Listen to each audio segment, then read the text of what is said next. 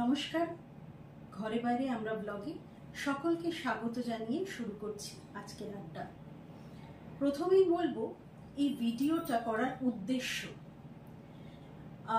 একটা কথা আমি বলবো যে আমার চিন্তা ভাবনায় কেন এই ব্লগিংটা করার বা এই আড্ডা এইভাবে একটা হোস্ট করা বা পরিচালনা করার আইডিয়া আমার মাথায় আসে। খুব সত্যি কথা বলতে কি, সেলিব্রিটি যারা পর্দায় মুখ দেখায় তাদের ইন্টারভিউ করতে সকলেই ইন্টারেস্টেড। আমি যার পাশে এখন বসে আছি তার হাজবেন্ডও এরকমই একজন মানুষ। তাকেও হয়তো দিনের মধ্যে 3-4টে বা তার বেশি ইন্টারভিউ ফেস করতে হয়। আমি পরিচয়টা পরে দিচ্ছি। তো আমার মনে হয়েছিল যে আমাদের চারপাশে প্রচুর প্রচুর মানুষ ট্যালেন্টেড এবং তাদের কথা আমি আমার প্ল্যাটফর্মের মাধ্যমে সকলের কাছে পৌঁছে দিতে চাই। সেই জন্যই আমার এই চিন্তা ভাবনা নিয়েই এই ভিডিওগুলো করছি।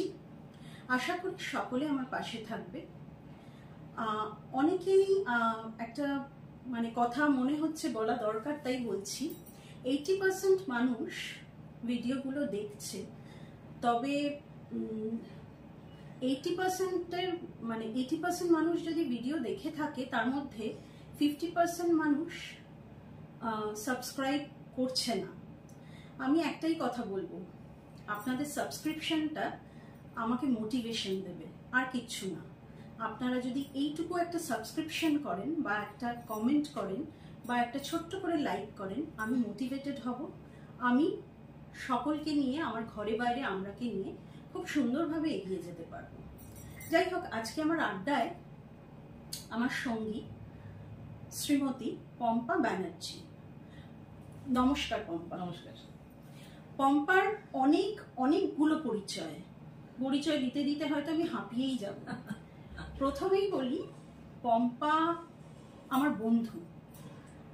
ওর সঙ্গে, খুব সত্যি কথা বলছি, ওর সঙ্গে আমার রোজ দেখা হয় না, রোজ কথা হয় না, কিন্তু আমি আমার 2022 সালে মনে আছে আমার ছেলে বেশ অসুস্থ হয়েছিল। যারা আমার ছেলের খোঁজ নিয়েছিল তাদের মধ্যে কিন্তু ও একজন। এবং আমার সেই দিনটা এখনো মনে আছে। আমি খুব আপ্লুত হয়েছিলাম পম্পার ফোনে। কাছের ও যদি আমাকে মনে না করতো, ওর এত ব্যস্ততার মধ্যে ও হয়তো আমার ছেলের খোঁজ নিত না। যাই হোক, পম্পা একটা এনজিও চালায়। শুধু এনজিও না, ও একটা প্রোডাকশন হাউস চালায় এবং ওর এই প্রোডাকশন হাউসটা সম্পূর্ণ ওর। এবং ওর এই প্রোডাকশন হাউসের গল্প আমরা ওর মুখ থেকেই শুনবো। টেলিভিশন অ্যাক্টর বা সিনেমার জগতের খুব নামকরা একজন অভিনেতা, যাকে আপনারা সকলেই চেনেন, অনিন্দ্য পুলক ব্যানার্জি। অনিন্দ্য পুলক ব্যানার্জির স্ত্রী পম্পা। নমস্কার পম্পা। পম্পা, তুমি আমাকে বলো, আমি তোমাকে 3টে জিনিস জিজ্ঞেস করব প্রথমে, যে তুমি কোন 3টে জিনিস ছাড়া 2 ঘন্টার জন্য রাস্তায় বেরোতে পারবে না? ওই 3টে জিনিস তোমার সঙ্গে থাকতেই হবে। বেশ, আমি প্রথমেই যেটা বলবো সেটা হচ্ছে, আমি অত ফর্মালি তোর সঙ্গে তুমি করে কথা বলতে। হ্যাঁ, বলতে হবে। একেবারে আমার দ্বারা হয় না ওই সমস্ত, জীবনে কোনোদিন ফর্মালিটি ব্যাপারটাই নেই আমার মধ্যে। আর এটা তোর প্রশ্নের উত্তর দেওয়ার আগে, তোর প্রত্যেকটা আগে যে ভিডিওগুলো আমি দেখেছি, তুই পাঠিয়েছিস আমাকে, এবং যাদেরকে নিয়ে তুই কাজটা করছিস তারা প্রত্যেকেই নিজের নিজের জায়গায় অসম্ভব রকম দক্ষতার সঙ্গে কাজ করছেন। এবং তুই যেটা সেটাকে তুলে আনার চেষ্টা করছিস, হ্যাটস অফ টু ইউ। কারণ সমস্তটা সামলে এভাবে আরেকজনকে সামনে নিয়ে আসার যে চেষ্টাটা, এটার জন্য এটা রিয়েলি খুব ভালো একটা কাজ, ভীষণ অ্যাপ্রিসিয়েট করছি। কিন্তু এতদিন ধরে তুই যাদের যাদের ইন্টারভিউ করেছিস, আমি একেবারে উল্টো দিকে থাকা একজন মানুষ, একেবারেই ছন্দ ছাড়া একটা মানুষ। তো 3টে জিনিস যেটা ছাড়া আমার হয় না একেবারেই, একটা হচ্ছে পার্স, ওটা ছাড়া চলবে না। মোবাইল, এবং একটা ছাতা, কারণ আমার অসম্ভব মাথা ধরার জন্য ব্যাপারটা রয়েছে, ছাতা ছাড়া রাস্তায় বেরোতে আমি ভীষণ ভয় পাই। আচ্ছা আচ্ছা, এই দিকটা বাকি আর খুব একটা পার্সে সবসময় বিশাল কিছু থাকতে হবে তাও না, কিন্তু পার্সটা চাই, মোবাইল, ব্যাস এইটুকুই। বাহ, মানে ছাতাটাও মাস্ট। হ্যাঁ, ছাতাটা আমার জীবনে ভীষণ একটা দামি জিনিস এই কারণেই, কারণ আমি না ছাতাটাকে, ছাতার সাথে আমি ভীষণ সিকিউর ফিল করি। মানে নট ইন দা সেন্স কি আমাকে রোদ থেকে বাঁচাবে বা বৃষ্টি থেকে বাঁচাবে, শুধু এইটুকু নয়, ছাতাটা অনেকটা আমার বাবার মতন আর কি। হ্যাঁ, মানে বাবার কাছে থাকলে যেমন আমি খুব সিকিউর, হ্যাঁ আমি নিরাপদে আছি, বাবা আছে এবং বাবার সামনে ছাতা আছে। হ্যাঁ, দারুণ। মানে এরকম এক্সপ্লেনেশন আমি জীবনেও কারোর কাছে শুনিনি, এটা বোধহয় তুই বলেই সম্ভব। তো যাই হোক, আজকে আমাকে বল যে তুই বর্ন অ্যান্ড ব্রট আপ কোথায়? একদম আমার জন্ম উত্তর কলকাতাতেই, দমদম পার্ক, ভিআইপি রোডের উপরে, ওখানেই বড় হওয়া, তারপর সল্ট লেক, তারপরে হঠাৎ করে ছিটকে এসে দক্ষিণ কলকাতা। আচ্ছা, বিবাহ সূত্রে। হ্যাঁ, কিন্তু পড়াশোনা পুরোটাই তো নর্থ ক্যালকাটা, তাই তো? একেবারে ওখানে। তো এই নর্থ ক্যালকাটার একটা আলাদা ফ্লেভার আছে আর সাউথ ক্যালকাটার একটা আলাদা ফ্লেভার আছে, তো তোর প্রথমে অ্যাডজাস্ট করতে অসুবিধা? আমি না কখনো এটা বুঝতেই পারিনি, কারণ আমার কি হয়েছে বলতো, ছোটবেলা থেকেই না আমার, আমি না কখনো মহিলা সুলভ ছিলাম না, এখনো নই আমি, যার জন্য ওই মানে নর্থ কলকাতার যে ওই টিপিক্যাল একটা ফ্লেভার আছে না, যে মহিলারা দুপুরবেলা বসে একটু গল্প টল্প করেন বা তাদের একটুখানি একটু সমস্তটা একটু আড়ালে আবডালে, এই সমস্ত আমার কখনোই ছিল না। আমি সবসময়, আমি বড় হয়েছি সাঁতার কেটে, সাইকেল চালিয়ে, ক্রিকেট খেলে। হ্যাঁ, তো তারপরে যখন আমি নর্থ কলকাতায় এসেছি, তো আমার খুব একটা ডিফারেন্স কিছু মনে হয়নি, কিছুই মনে হয়নি। ইনফ্যাক্ট ওখানে আমি যেরকম ছিলাম এখানেও এরকম আছি। এটা কেন অনেকটাই আমার শ্বশুর বাড়ির লোকজনও দায়ী, যে মানে সেই ইয়েটা, ডিফারেন্সটা আমাকে কখনো বুঝতে দেওয়া হয়নি। আমি এটা খুব একটা ইয়ে পাইনি আর কি। অবশ্য মানে নর্থ কলকাতা বলতে এক্স্যাক্টলি যেটা বোঝাই, শ্যামবাজার, বাগবাজার, ওই সাইডটা ঠিক অতটাও আমি নর্থে নয়, এটা ওই ভিআইপি রোডের ঠিক উপরেই ওরকম একটা জায়গা। সেরকম খুব একটা ডিফারেন্স কিন্তু আমি পাইনি। বল, ছোটবেলার এমন কোনো স্মৃতি আছে যেটা তোকে আজকের জীবনেও বেশ মনে করলে তোর ভালো লাগে, বা কোনো একটা স্মৃতি যেটা তোকে তাড়া করে বেড়ায়? ছোটবেলা না একটা অদ্ভুত রকম কেটেছে, বুঝলি তো। মানে আমি আমার বাবা মাকে অসম্ভব জানিয়েছি, এখনো জানাই। হ্যাঁ, মানে এরকম মেয়ে হওয়া, মানে বাবা মার যে কি কষ্ট। আমার মেয়েটা খুব ভালো, মানে ভগবান বুঝেছে যে অপদার্থ মা, কাজেই মেয়েকে একটু ঠিকঠাক করে রাখা দরকার, সেই জন্য আমার মেয়ে এখন আমার মার দায়িত্ব পালন করে। তো আমি ছোটবেলা থেকে না ওরকমই আর কি, মাকে বোধহয় আমার গ্রাজুয়েশন লেভেলও, আমি যখন ড্রামা নিয়ে রবীন্দ্র ভারতীতে পড়ছি, এট দ্য সেম টাইম আমি জার্নালিজম, মাস কমিউনিকেশন করছি, তখন আমাকে আমার পিছনে চিল্লাতে চলে পড়তে বস। এবং আমার বিয়ের দিন সকালবেলাও আমার মাকে আমার চুলের ঝুঁটি ধরে নাড়াতে হয়, চড়ে এবার এটা কর। হ্যাঁ, তো ছোটবেলাটা না অদ্ভুত রকম কেটেছে একটা, মানে ওই আমি স্কুল থেকে ফিরবো, যদি ছুটি থাকে তাহলে আমার বাড়ির সামনে দমদম পার্ক ভীষণ বিখ্যাত হচ্ছে পুকুরের জন্য, 5টা বিশাল বড় বড় পুকুর আছে।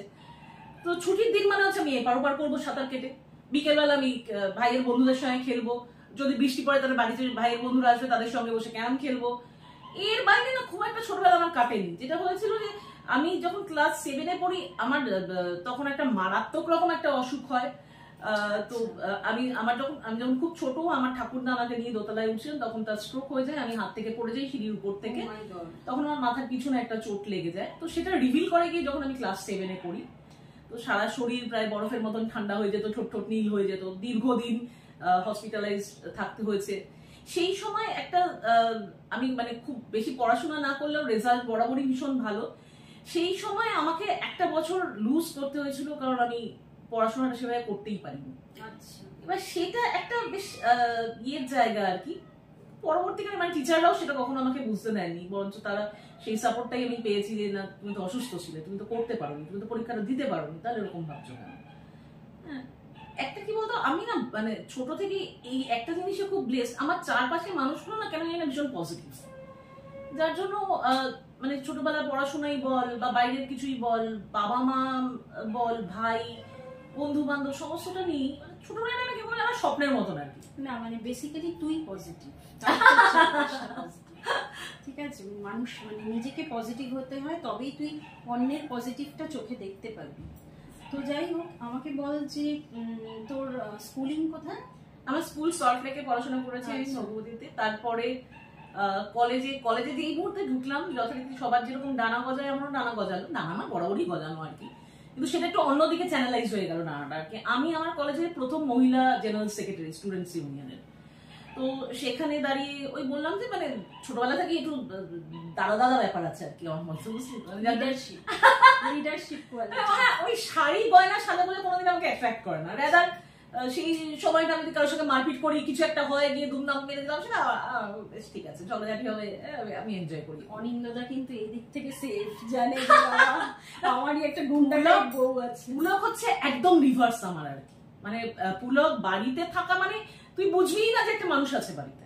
ও যদি 24 ঘন্টা বাড়িতে থাকে, তার মধ্যে যদি ও ধর 18 ঘন্টা যদি জেগে থাকে, ও 18 ঘন্টার মধ্যে 17 ঘন্টা পড়াশোনা করে এখন।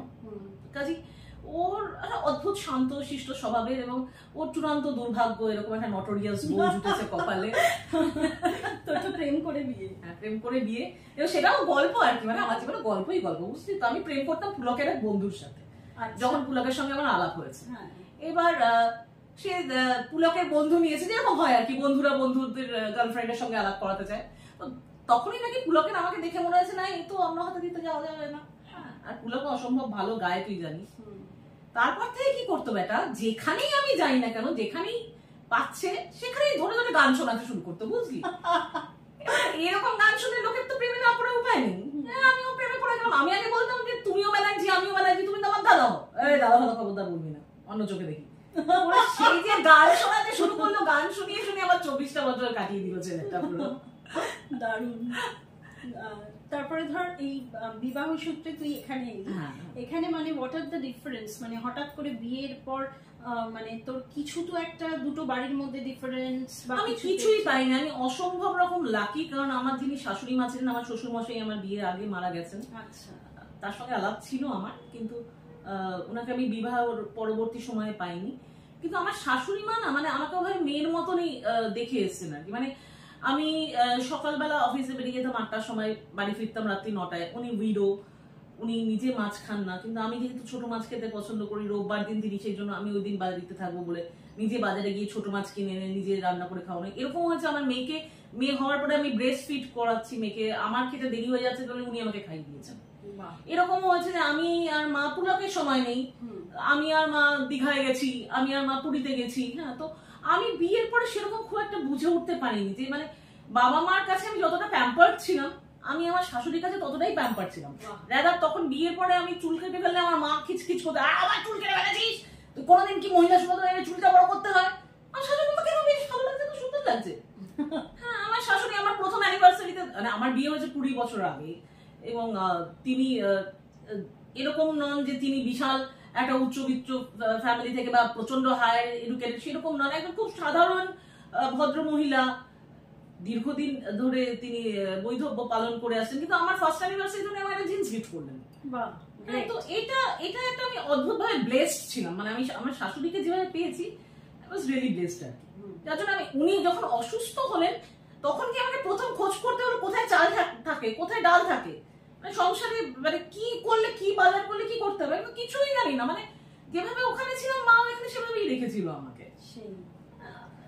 খুব একটা ডিফারেন্স বুঝতে পারি না। না না।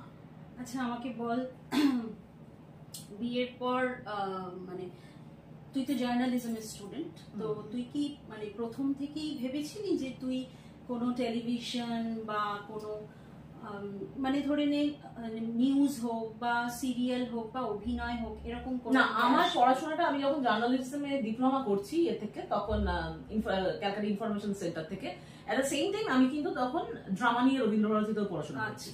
তখন আমার বিষয় মূল অভিনয়টাই ছিল বিষয়, সেই সূত্রেই আমার সঙ্গে পুলকের আলাপ।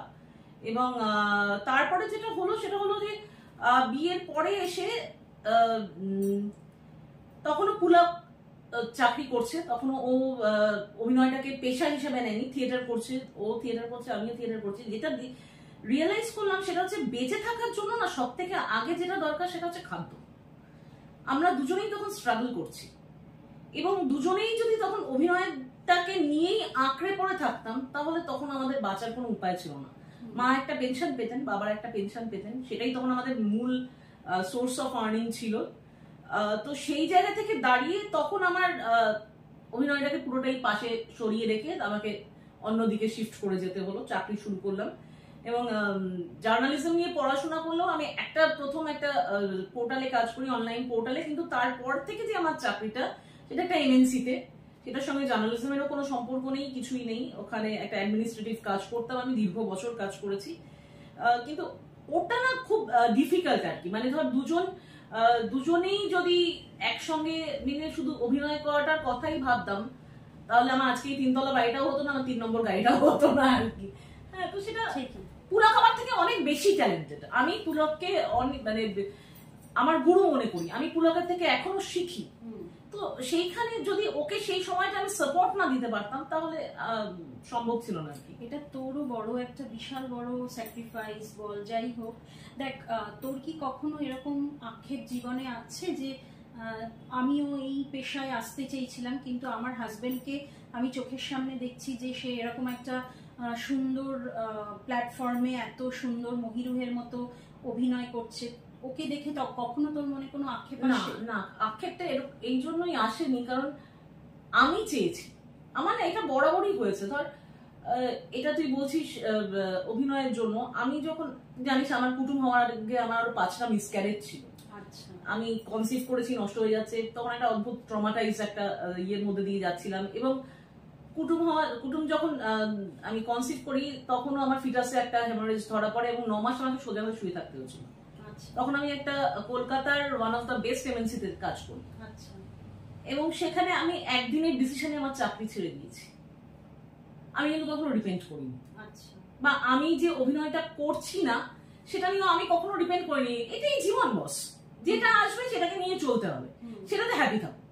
কারণ আমার তো কোনো কিছু কম হচ্ছে না তাতে। মানে আমি টেলিভিশনে অভিনয় করছি না, হয়তো আমি সিনেমায় অভিনয় করছি না, কিন্তু আমি ইকুয়ালি প্রাউড যে আমি অনিন্দ ব্যানার্জি ও এই কাজটা করছে এবং একসাথে থেকে আমরা কাজটা করেছি। মানে আমরা যেরকম একসঙ্গে প্রচন্ড খারাপ সময়ও দেখেছি, শ্রীরূপা প্রচন্ড খারাপ সময় দেখেছি, যেমন আমরা দুজনে যেমন গলা জড়িয়ে কেঁদেছি, সেরকম ইন্ডাস্ট্রিতে তুই জানিস পুলকের কোনো বাবা, কাকা, মামা, দাদা বা ওদের জেনারেশনের কেউ নেই যে পুলককে মিনিমাম ব্যাকিং করতে পারে।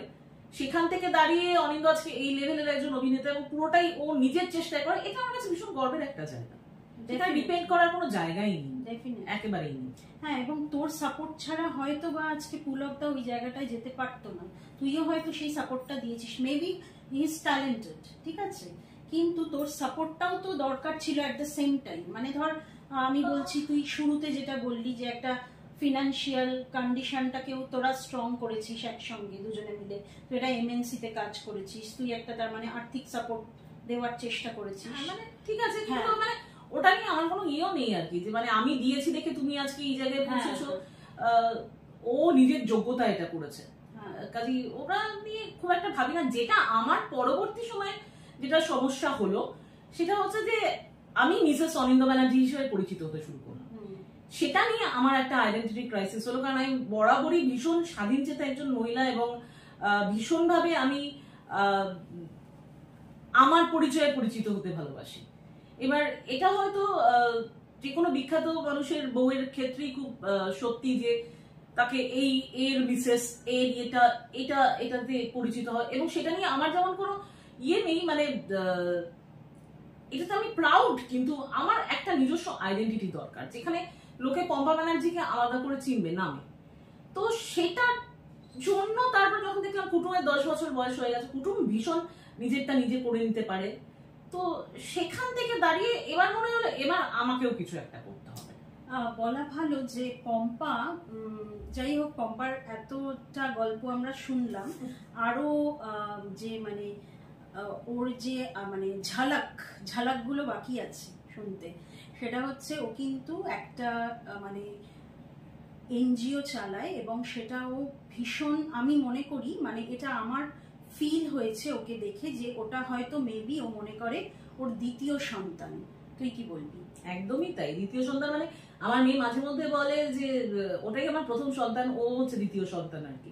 তোমার তো সবটাই মৃত্তিকা, কিন্তু মৃত্তিকা তৈরিরও একটা ছোট্ট ইয়ে রয়েছে। আমি কি বড্ড বেশি কথা বলছি? না, আমি বরাবরই এরকমই বলি, সরি। তো দর্শকের জায়গাটা বিরক্ত হয়ে যাবে কিনা, কারণ বললাম যে এতদিন যারা বলেছেন তারা এত সুন্দর গুছানো, মার্জিত, ভদ্র। তুই যখন আমাকে অ্যাপ্রোচ করলি, এই মেরেছে রে, আমি আমাদের প্রথমে কি হলো বলতো, একটা ট্যালেন্টেড লোককে যদি আমি অ্যাপ্রোচ না করি তাহলে ওটা আমার ফল্ট কিছু নয়, সমস্ত খুব ইয়ে কথা। যাই হোক, আমি যে প্রথমে যেটা দেখলাম কি বলতো, তখন আমি চাকরি ছেড়ে দিয়েছি, কুটুম বড় হয়েছে, নিজের মনে মনে একটা আটকে যাওয়ার, একটা দম বন্ধ হওয়ার একটা ইয়ে হচ্ছে, একটা ওয়ে আউট খুঁজছি যেখান থেকে একটু বেরোনো যায়। আমার পাড়ায় নাই চারপাশে প্রচুর মহিলা রয়েছেন যারা মানে সেটা শুধু আমার পাড়ায় না, সব জায়গাতেই আছে, তুই তো খুব ভালো মতনই জানবি। একটা বিয়ের আগে তারা ধর কেউ খুব ভালো নাচতো, কেউ খুব ভালো গাইতো, কেউ হয়তো সায়েন্স নিয়ে এমএসসি মানে পড়াশোনা করেছেন, কেউ হয়তো একসময় চাকরি করেছেন। বিয়ের পরে আফটার 35-40 তাদের জীবনটাই এসে ওই রুটিবেলা, বরকে টিফিন গুছিয়ে দেওয়া, ছেলে মেয়েকে পড়তে নিয়ে যাওয়া, জীবনটা জাস্ট এইখানে কিন্তু ঘুরে যাচ্ছে একদম। তো সেখান থেকে দাঁড়িয়ে প্রথম মৃত্তিকা যেটা হয় সেটা হচ্ছে মৃত্তিকাটা মহিলাদের গানের দল তৈরি হয়। আচ্ছা, তো আমরা বিভিন্ন জায়গায় গানের অনুষ্ঠান করে বেড়াচ্ছি, প্রচুর লোকজন আসছে, ভীষণ ভালো লাগা, বিভিন্ন জায়গা থেকে ডাকছে লোকজন। করতে করতে তখন ওই কোভিড পিরিয়ড টাইম, তখন যেটা আমরা রিয়ালাইজ করলাম যে আমাদের চারপাশে যারা ধর, আমাদের তাও কিছুটা সেভিংস রয়েছে, সেটা ভাঙিয়ে আমাদের 1 বছর 2 বছর 3 বছর হয়তো চলে যাচ্ছে। আমার বাড়িতে যারা কাজ করছে, রিক্সা চালাচ্ছে, দোকান, সমস্ত কিছু বন্ধ। এবং এদের যারা ছেলে মেয়েরা, আমাদের ছেলে মেয়েরা ধর, জিহানের একটা ল্যাপটপ আছে, আমার মেয়ের একটা আইফোন আছে, তারা অনলাইনে ক্লাস করতে পারছে, এদের পড়াশোনাটাও সম্পূর্ণ বন্ধ, সমস্ত কিছু বন্ধ, বাড়ির মধ্যে বসে থাকছে, চিল্লা মিল্লি, এই হচ্ছে সেই হচ্ছে, একটা অদ্ভুত জটিল পরিবেশ তৈরি হচ্ছে মানে এই একটু নিম্নবিত্ত পরিবারগুলোতে। সেখান থেকে দাঁড়িয়ে হঠাৎ করে আমাদের মনে হলো যে না, এবার আরেকটু বাইরে কিছু বেরোনো দরকার। প্রথম 4টে বাচ্চাকে নিয়ে আমরা ইচ্ছে জানা নামে একটা প্রজেক্ট শুরু করি। আচ্ছা, সেই 4টে বাচ্চাকে নাচ গান শেখাতে শুরু করি আমরা, এবং প্রাইভেট টিউশন প্রোভাইড করতে শুরু করি, যে যে সাবজেক্টে দুর্বলতা সেগুলো পড়াতে শুরু করি, কারণ স্কুল নেই, বা এখন পশ্চিমবঙ্গ সরকারের দয়ায় স্কুলের পড়াশোনার অবস্থা ভীষণ সুন্দর আর কি। তো সেই জায়গায় দাঁড়িয়ে যতটুকু যা পারি তো সেটা শুরু করি। করতে করতে 4টে বাচ্চা থেকে 8টা বাচ্চা, 10টা, এরকম করতে করতে এই মুহূর্তে আমাদের এই প্রজেক্টের আন্ডারে কলকাতা শহরে 64 জন বাচ্চা রয়েছে, যাদেরকে যাদেরকে নাচ গান আঁকা শেখানো, তাদেরকে বিভিন্ন জায়গায় এক্সপোজার দেওয়া। আমাদের বাচ্চারা কলকাতার টপ মোস্ট হলগুলোতে পারফর্ম করে এসছে। এবং যে সমস্ত বাচ্চারা ধর খানিকটা মানসিকভাবে শারীরিকভাবে পিছিয়ে রয়েছে, তাদের বিভিন্ন রকম কাউন্সিলিং, বিভিন্ন রকম ওয়ার্কশপের মাধ্যমে মূল স্রোতের উপযুক্ত করে তোলা, তাদের একটা মানে রেগুলার ইন্টারভেলে তাদেরকে হেলথ চেক আপ প্রোভাইড করা। এটা শুধু তাদের জন্য না, আমরা যেমন হেলথ ক্যাম্প অর্গানাইজ করি, আমরা আই ক্যাম্প অর্গানাইজ করি একটা রেগুলার ইন্টারভেলে, বিনা পয়সায় চশমা দেওয়া, এই বাচ্চাগুলোকে খাবার দেওয়া। এটা শুধু কলকাতা, এমনকি আমার তো মনে হচ্ছে তুই সুন্দরবনেও গেছিস। হ্যাঁ, আমরা সুন্দরবনেও গেছি। সুন্দরবনে আয়লার পরে ওই সময়টা আমরা প্রচুর, আয়লা বলছি ফোনের পরে পাঠিয়েছি। এবং এখন আমরা ইয়েতে বীরভূমের 2টো জায়গায় খুব বাচ্চাদের নিয়ে কাজ করছি। একটা হচ্ছে শিহালাই বলে একটা জায়গা রয়েছে, সেখানে আমাদের প্রায় 45টা বাচ্চা রয়েছে, এবং রহমতপুর বলে আরেকটি জায়গা রয়েছে, সেখানে আমাদের প্রায় 60 জন বাচ্চা রয়েছে, তাদেরকে নিয়ে আমরা কাজ করছি। এবং আরেকটা আছে বাঁকুড়ার বৃন্দাবনপুর ফরেস্ট এরিয়ার ভিতরে 2টো একদম আদিবাসী অধ্যুষিত গ্রাম রয়েছে, সেখানকার মহিলাদের নিয়ে আমরা কাজ করছি। তাদেরকে জামা কাপড় পৌঁছে দেওয়া, খাওয়া দাওয়া পৌঁছে দেওয়া, এগুলো সমস্তটাই করছি।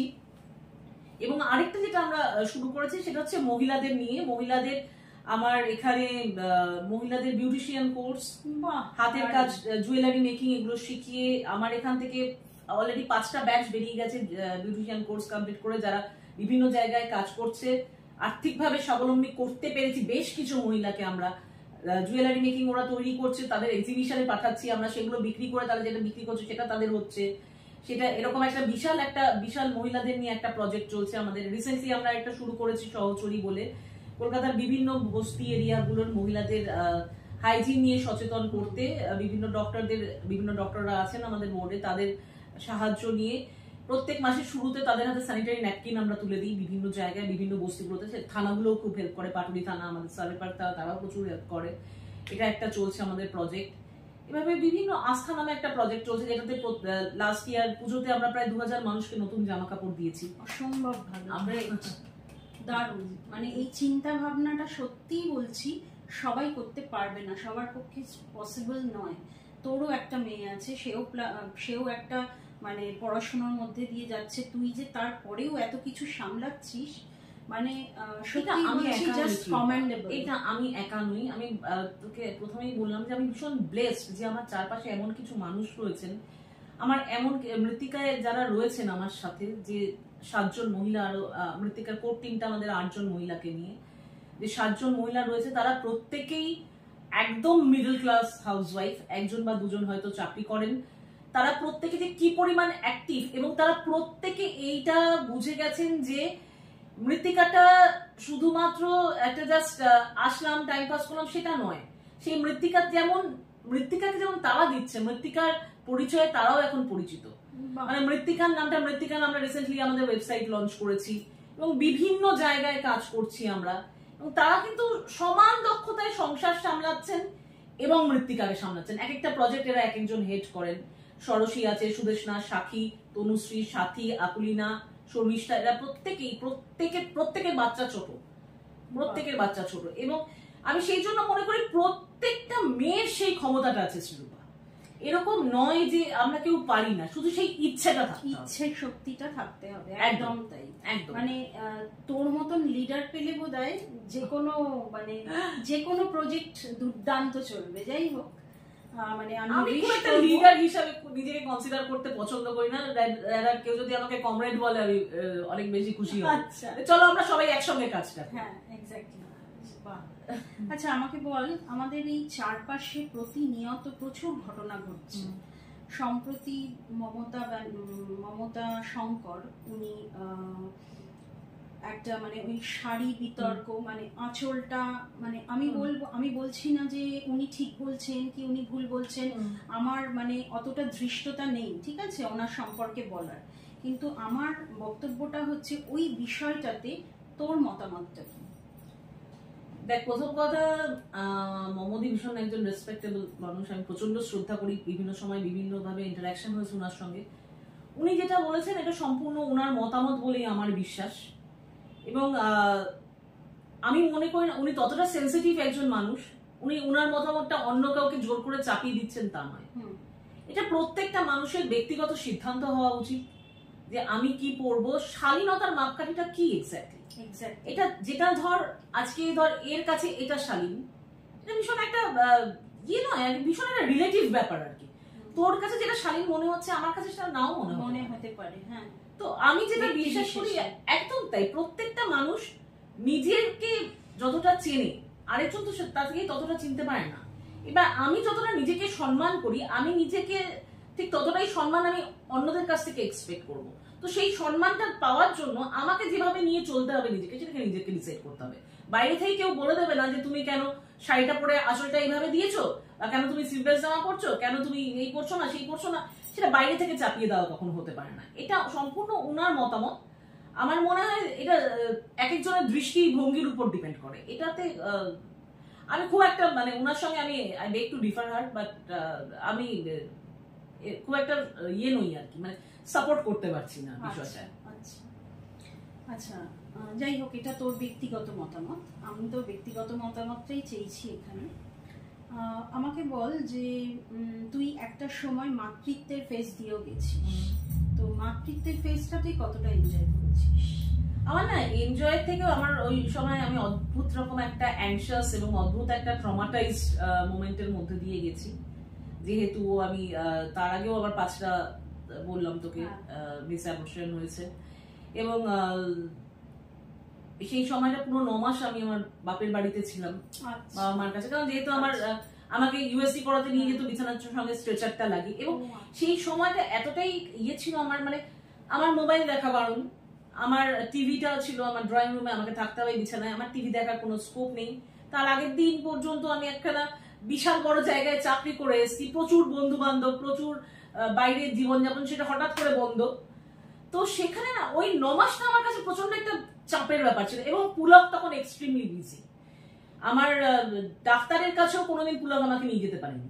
আমি যে 9 মাসে যে আমাকে যে ধর 3 মাস বা 2 মাস পর পর ডাক্তারের কাছে যেতে হয়েছে, পুলক একবারও আমার সাথে যেতে পারেনি।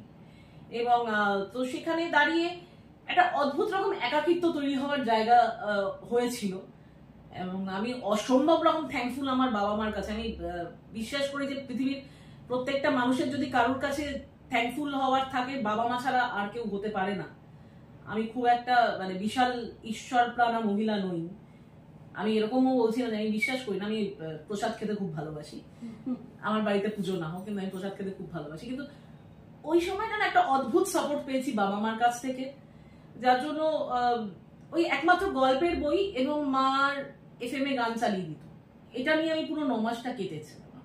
তারপরে কুটুম যখন হলো, একটা অদ্ভুত একটা স্মৃতি আর কি, হওয়ার পরে আবার যখন সেন্স এসছে, তো নার্স এসে ওকে আমার কোলে দিয়েছে, আমার বুকের উপর। আমি না পাগলের মতন চিৎকার করে কাঁদছি। এমনিতেই আমি একটু এক্সট্রিমিস্ট, সমস্তই আমার একটু বাড়াবাড়ি রকমের হয় আর কি, চিৎকার করে কাঁদছি আর কি। এবার ওখানে যে মেট্রান, তিনি ভেবেছেন আমার মেয়ে হয়েছে বলে আমি কাঁদছি, বুঝলি। এবার এসে আমাকে বলছে, কেঁদো না মা, কেঁদো না, এখন তো সময় আর ওরকম নেই, এখন মেয়ে হলে কেউ কিছু বলে না। আর আমার মনে হচ্ছে আপনাকে তুলে নিয়ে বেডের উপর তুলে নিয়ে এখানে আছাড় মারি, যে তুই কি বুঝবি না আমি কিসের জন্য কাঁদছি। মানে এই ফিলিংটা আমি কার সাথে শেয়ার করবো? মানে ওটা একটা অন্য লেভেলে, মানে আমি বিশ্বাসই করে উঠতে পারিনি যতক্ষণ না কুটুমকে আমার হাতে পেয়েছি যে আমি মা হতে পারি।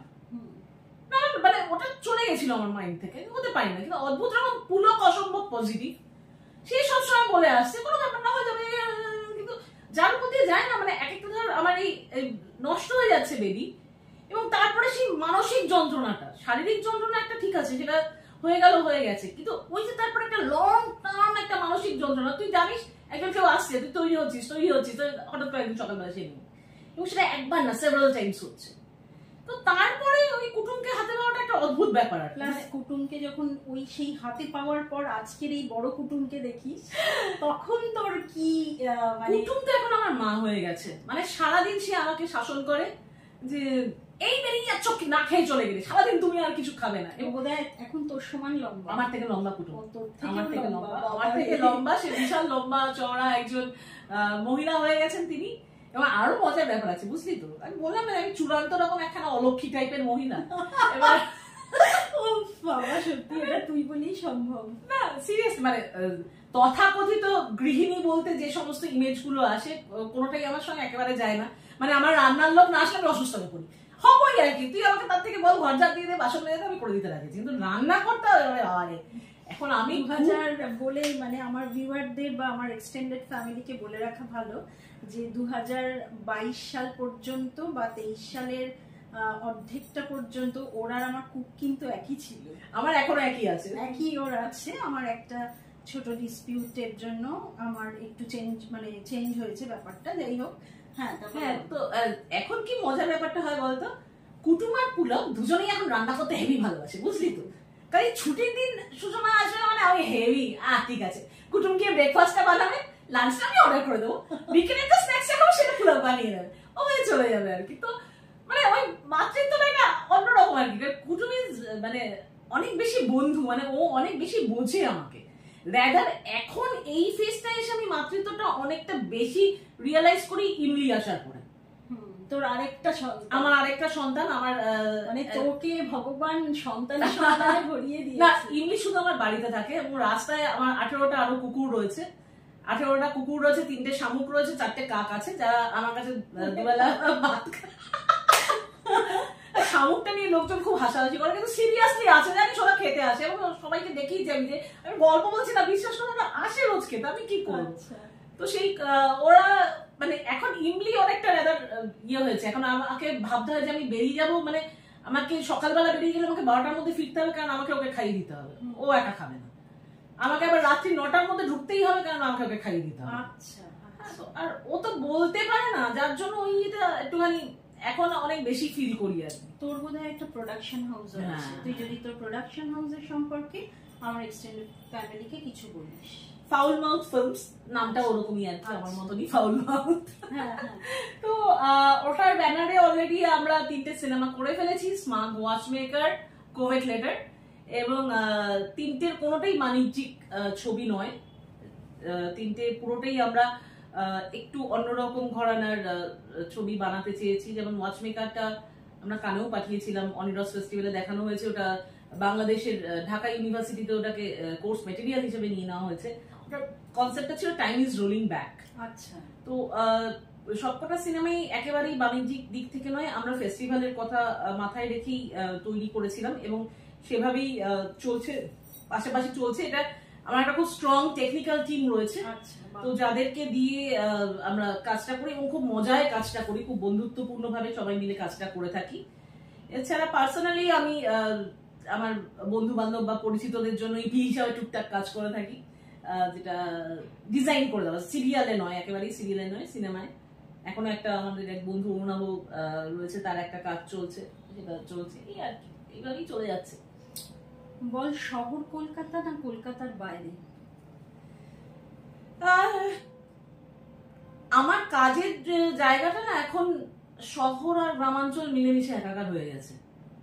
কারণ আমি যতটা রেসপন্স আমি কলকাতার বাচ্চাদের কাছ থেকে পাই, যখন আমি গ্রামে কাজ করতে যাই, একটা ছোট্ট ইনসিডেন্ট বলি। গ্রামে ইয়েতে বাঁকুড়ায় জামা কাপড় নিয়ে গেছি, বাচ্চাদের জামা কাপড়, মহিলাদের জামা কাপড়, প্রায় 1000টার উপরে জামা কাপড় নিয়ে গেছি, একটা লরি করে জামা কাপড় নিয়ে গেছি আমি দিতে।